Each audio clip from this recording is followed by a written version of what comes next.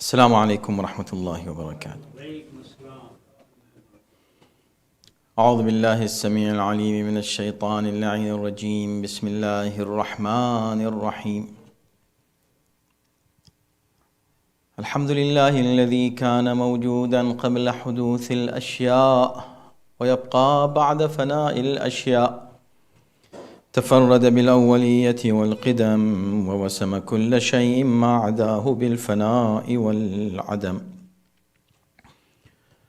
كما قال عز شأنه: كل شيء هالك إلا وجهه وكل نفس ذائقة الموت. وقال: كل من عليها فان ويبقى وجه ربك ذو الجلال والإكرام. والصلاة والسلام على سيد الأنام سيدنا ونبينا ومولانا أبي القاسم محمد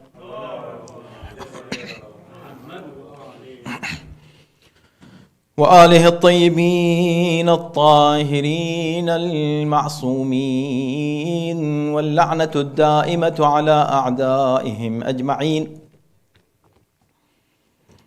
من الآن إلى يوم الدين. أما بعد، فقد قال الله في كتابه الكريم: بسم الله الرحمن الرحيم. ادفع بالتي هي أحسن. صلوات.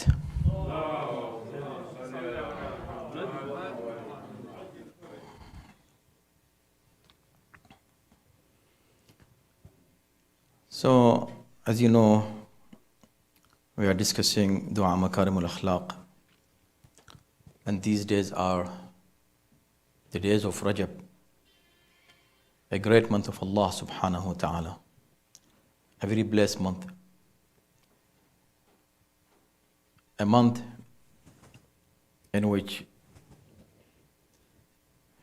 we can seek forgiveness of Allah subhanahu wa ta'ala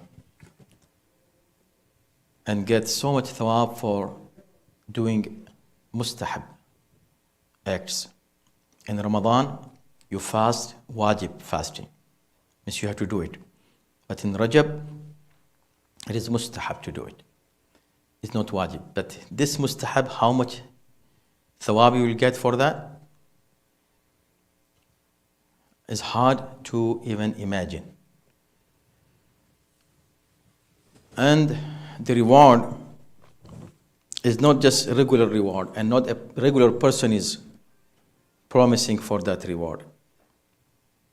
The promise is coming from Allah subhanahu wa ta'ala, of course, who is ala kulli shay'in qadir. He has the power of over everything, and he can do everything. So, akhlaq, originally, when we talk about akhlaq, all these practices is to elevate our behavior, our akhlaq, our dealing with people, our way of living in this world.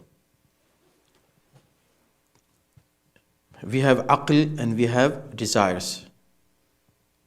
The conflict goes on every minute in our self, between aql, which is your reasoning, and your desires. Your desires, right, are like the accelerator on your car. They want you to just do this, do that, everything. But your aql is a brake which stops you in a place where you have to stop. Otherwise, you get accident. So, this is our life. Allah subhanahu wa ta'ala has given us a very pure life, and it is up to us. قَدْ أَفْلَحَ مَنْ زَكَّاهَا. Whoever keeps this nafs, this soul, clean and pure, قَدْ أَفْلَحَ, he is really a prosper one. وَقَدْ خَابَ مَنْ دَسَّاهَا. And the person who is not able to keep it clean from the dust of wrong behavior, khaba, he is a loser. So this is what actually our Aimma alayhimu salam always try to keep us on the path of akhlaq hasana, good manners. And this is the dua in which Imam is teaching us those akhlaq. There are certain things which is really practically, it looks very hard to do. But you have to practice to do them. You have to exercise, do the exercise as you do the exercise for your body to keep it fit. The fitness of your body, the same thing, the fitness of your soul is important. When you get some fat in your body, it's hard to lose it. It is easy to keep away from fat by eating healthy, by keeping away from those things that may cause that fat. But once the fat is coming, it won't go easily, right? It takes a lot of efforts if really you want to go back to that health that you had before.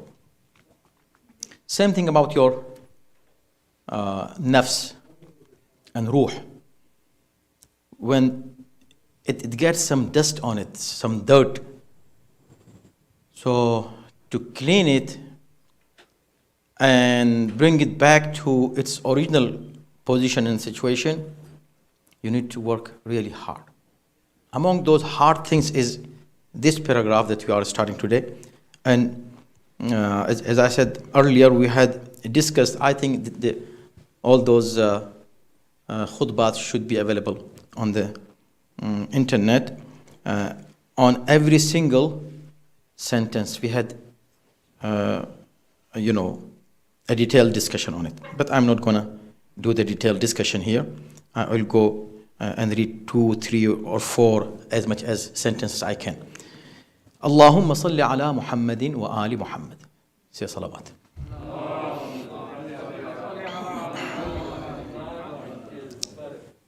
This is how Imam starts each paragraph, as you know. Now, the next paragraph, after what we discussed last time, Imam is asking Allah subhanahu wa ta'ala, Abdilni min bughdati ahli shan'an al-mahabba. Sometimes you are the reason for people hating you. Some people might hate you. They don't like you. Why? You are the reason. Because you have done something wrong with them. And they don't like you. Yeah, this happens. Most of the time this happens. But many times you didn't do anything to them. But still they just, for no reason, they hate you. So is it possible? Yeah, it happens. The best example we have Ahlul Bayt alayhimus salam. Best example. What better example we can give you from Imam Ali alayhi salam? What did Imam Ali do wrong? Tell me. Anybody. Even his enemies. Ask their enemies. Did he do anything wrong? No, but I don't like him. Yeah, that's it. So many times people don't like people for reason, and many times people don't like people for no reason. Now see the balance and disbalance. Me, myself, for example, if people don't like me, right, I will put myself in that very good category of people, and I will say, see, people don't like me for no reason. Right? So I put myself there. I never think that there should be some reason. Maybe somebody doesn't like you because he has some reason.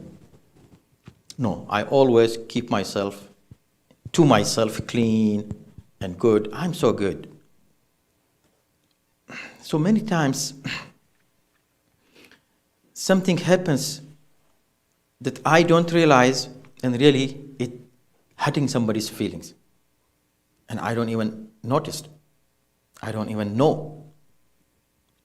So the best way, if both of are mu'min, the best thing is this, that the person whose feelings are hurt, he should tell him nicely, see, you said this, I don't like it. See, brother, you said it the other day, you did this, and it hurt my feeling. You say, oh, really? Oh, I'm sorry. So he has the chance to say sorry instead of just keeping the grudge. Keeping grudge is haram. It's haram. If he hurt your feelings, it is haram. He did something haram. But you didn't tell him, and you're keeping grudge, and he doesn't know, it is haram too. So, see, many different situations. Not each situation is the same.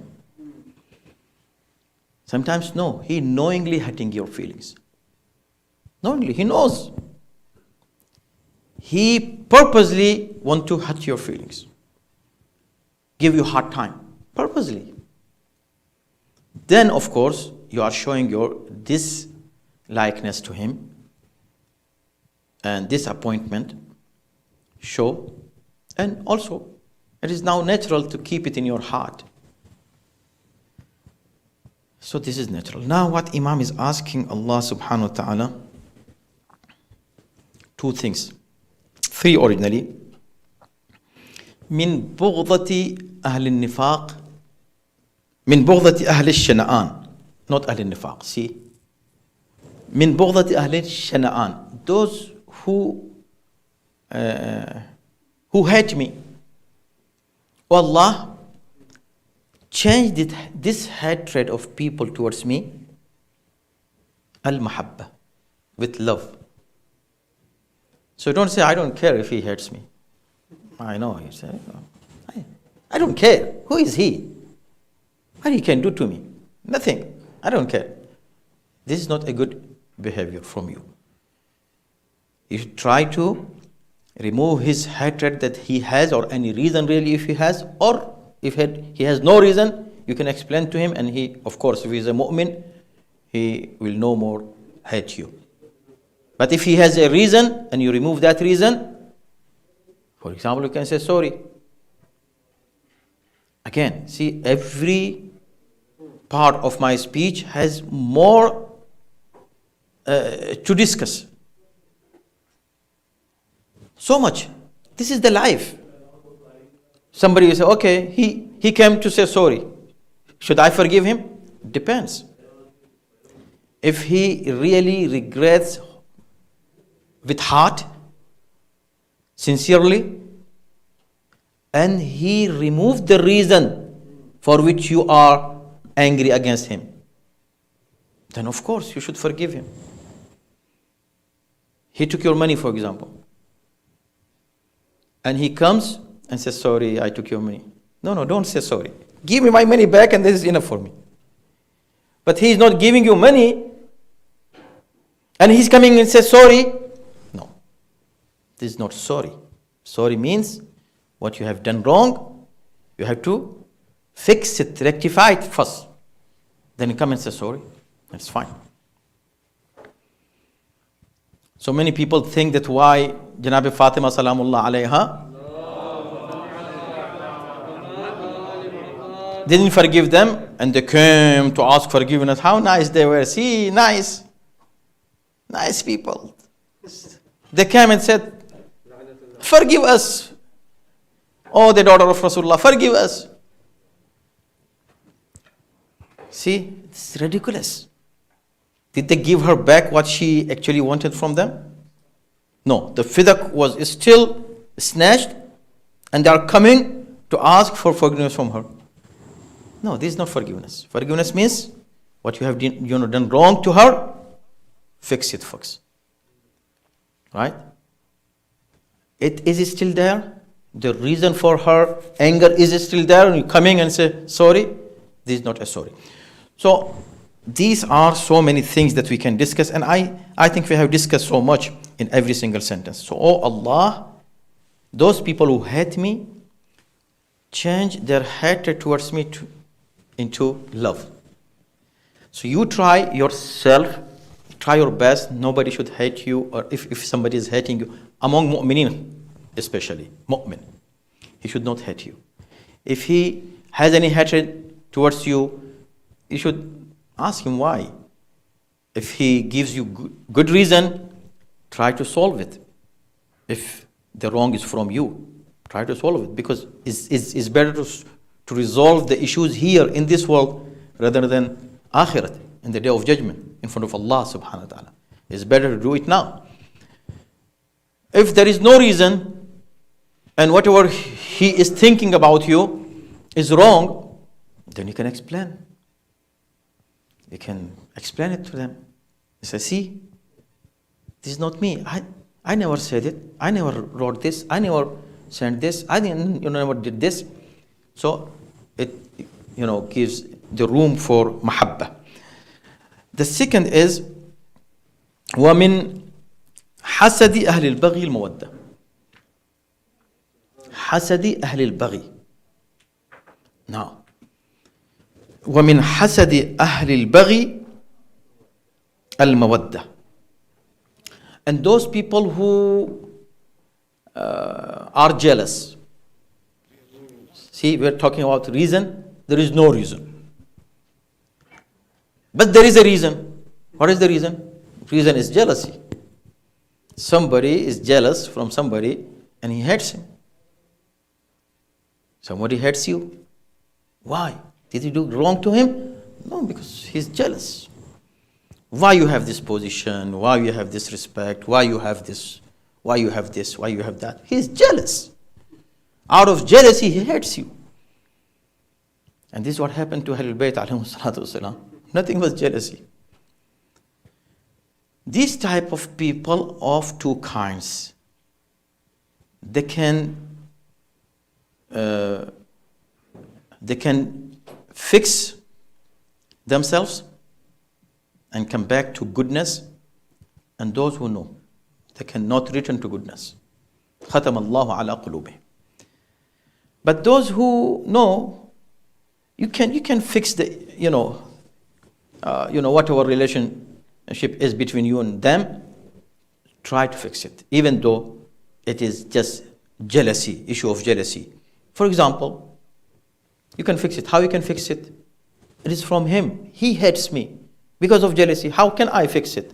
Yes, you can fix it with your humbleness, with your good behavior, right? And it happens. And this is what happened in the seerah of Ahlul Bayt. We see it.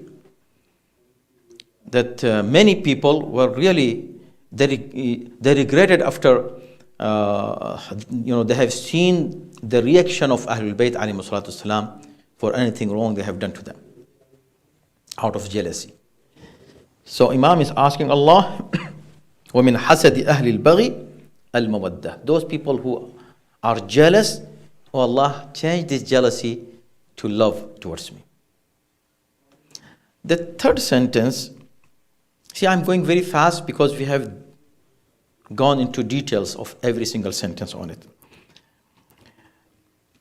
But this sentence, the third one, is amazing. I will stop here after the translation, and I love to continue next week, inshallah, on it a little bit with some more details, because it's so beautiful. وَمِنْ ظِنَّةِ أهل الصلاح الثقة. This is the best dua you can do. See, the first two, talking about the enemies or those people who are against you, you want them to change their animosity to love towards you. It will be amazing if this happens. But in both situations, you are sinless. You didn't do anything. The mistakes and the guilt is not from you, from them. They are guilty, not you.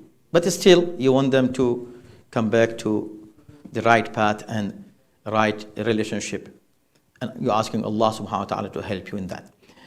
But sometimes happens, no. Someone who is thinking wrong about you, or he doesn't like you, he is a mu'min and salih, a muttaqi person.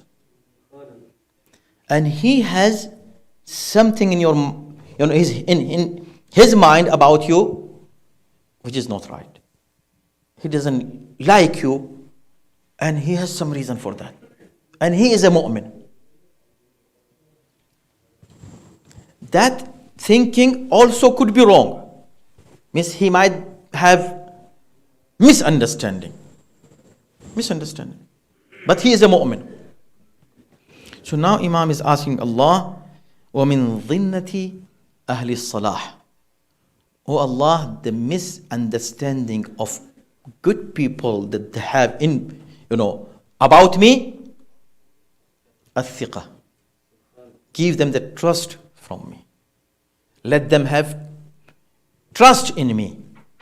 Why? Because they lost the trust for something that they have in their mind. Something, I have seen you some place, for example.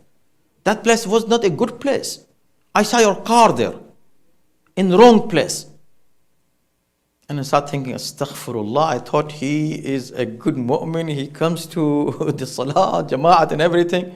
And I saw his car in front of a very wrong place. You're not supposed to be there. How he can go there? This is misunderstanding. You might be somewhere else and you didn't get your parking and you park your car, for example, in front of a wrong place.